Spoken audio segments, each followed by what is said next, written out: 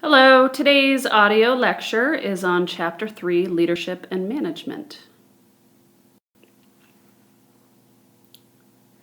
Governmental and institutional financial constraints have led to an expectation for athletic departments to become more self-sufficient.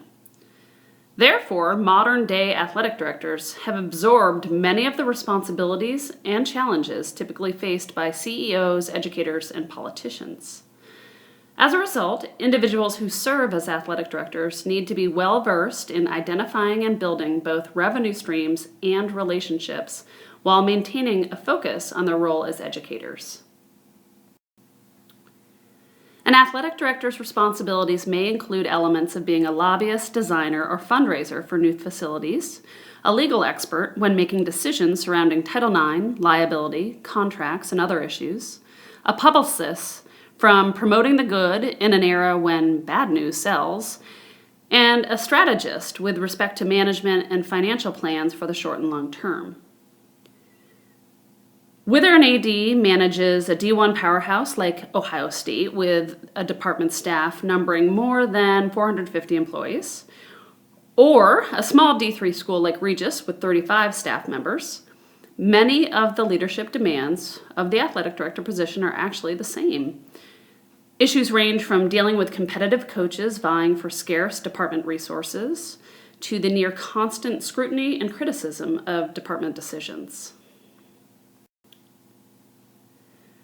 There are definite similarities between the job descriptions of a corporate CEO and a big-time Division I athletic director. They differ considerably, however, in the purpose and structure of their respective organizations. Most corporate CEOs pursue a general organizational purpose of creating value and maximizing returns for shareholders. In contrast, the purpose of an intercollegiate athletic department should be to facilitate educational opportunities for their student athletes.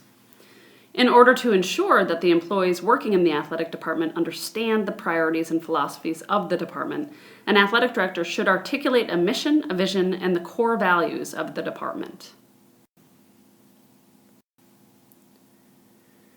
A vision is a clear, concise, and inspiring statement defining what the athletic department wants to be or should look like in the future. This statement should be easy to remember and should provide a sense of direction and pride. A powerful vision can motivate and inspire staff members and athletes to accomplish great things in an effort to reach for this image of the future. The following are a few examples of effective vision statements. To make people happy, Disney, and making tools for the minds that advance humankind, and that's Apple. An organizational mission is a unique statement of purpose describing why an athletic department exists and what distinctive competencies or competitive advantages it uses in striving to achieve the overall vision. Mission statements can be used to frame SMART objectives, and those are specific, measurable, achievable, realistic, and timely objectives that guide an organization towards achieving its vision. An example of an athletics mission is from the University of North Carolina, where they educate and inspire through athletics. Departmental values are shared beliefs about desired behaviors and outcomes that provide a framework in which decisions are made. Values drive the culture and priorities of an athletic department. Therefore, identifying these shared beliefs can allow organizations to create a culture that embraces common goals and outcomes.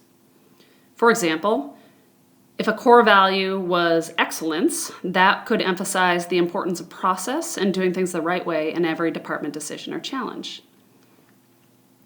The core values of the NCAA include 1. The collegiate model of athletics, in which student athletes participate in their sports as an avocation, balancing their academic, social, and athletics experiences. 2. The highest levels of integrity and sportsmanship. 3. The pursuit of excellence in both academics and athletics. 4. An inclusive culture. And 5. Respect. All of the core values can be found on the NCAA website. In the book, Developing the Leader Within You, John Maxwell explained how easy it is for managers to get bogged down with minutiae. But in order to lead effectively, they must make a conscious effort to see the big picture and look to the future. The day-to-day demands of an athletic director vary.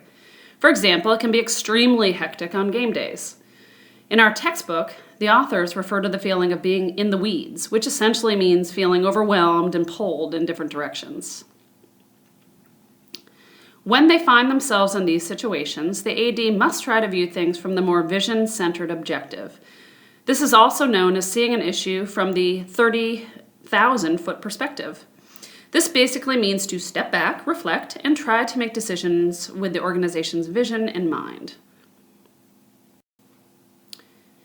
In many situations when an athletic director is trying to implement some kind of change, getting buy-in from stakeholders is difficult. It's difficult to achieve without a sense of urgency or getting them to understand the need for the change. For example, if a new athletic director comes in and tries to change the school mascot, they need to get support from key people in the organization. So the athletic director might say to people, listen, our mascot is the Warrior. The Warrior is a Native American mascot. We are afraid of offending people. We don't want to project that image for our school. And so therefore we want to try to get a different, more neutral type of mascot. That might be what they're trying to do and how they give them the sense of urgency and give them the need for the change. However, one of the worst things a leader could do is to just push ahead with the change without consulting or informing the athletes, the alums, the coaches, and other people who are affected by the decision. People just go ballistic when they don't feel like they've been involved or consulted. For guidance, John Cotter has outlined the 8-step change management model that details how to implement organizational change, and this can be found on the next slide. Cotter stressed that when pursuing an initiative, it is important to remember that an AD's time is one of the most valuable resources in the athletic department. Therefore, how the AD chooses to spend his or her time sends the clearest message of departmental priorities and sets the tone in the department about what is important. Cotter's 8 steps are as follows. 1, create urgency. 2, form a powerful coalition. 3, create a vision for change. 4, communicate the vision. 5, remove obstacles. 6, create short-term wins. 7, build on the change.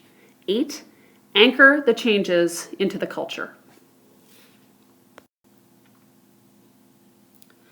Although a visionary leader can take a good organization to a level of greatness by inspiring their stakeholders, a solid management structure is also necessary to facilitate optimal organizational effectiveness over the long run. Management functions include leading, planning, staffing, organizing, and evaluating an organization in an effort to accomplish a goal. The best evaluation mechanisms are used on a daily basis in every interaction. But in addition, athletic directors must ensure that there is a base level of formal appraisal. The most common type of formal appraisal is the annual employee evaluation. The evaluation system should be tied to position-specific objectives based on the unique job function of each individual. Therefore, the coaches will be evaluated differently than the SID or the athletic trainer based on their different jobs. At Regis, the student athletes are asked to complete an end-of-season evaluation of their coaches, as well as the administrators within the athletic department. The results and the feedback from these evaluations are then included in the end-of-the-year evaluation that everyone has with the athletic director. Okay, for some reason, when I was switching from PowerPoint format into this audio lecture, it cut off my last bullet, but just bear with me. So this final slide is on communication, and an athletic director, in all of the different things that they do on a daily basis, they are always communicating. So the majority of their time, whether they're managing, they're motivating, they're evaluating, hiring, firing, solving problems, or building relationships, they are communicating with people. And so this is really important. To be successful, an athletic director must be an effective communicator. They have to be a good writer, but they really have to be a good speaker too. One of the primary methods of direct communication is through meetings. Although meetings can be tremendously helpful in terms of communicating a common message to a group, everybody has probably experienced their fair share of pointless meetings too, and nothing can be more aggravating. So in the book, the text's authors provide rules of thumb for meetings. 1, prepare for the meeting ahead of time. Have an agenda and follow it. 2, as the leader, participate in the meeting. You should have somebody take notes so you know what's being said and you have a record of it. You need to listen, and then you need to interject when needed. You need to keep everybody on task. 3, follow up. Distribute the minutes. Follow up on action items. Finally, and this is the bullet that was cut off, in terms of the way that an athletic director should communicate, they must remember that actions speak louder than words.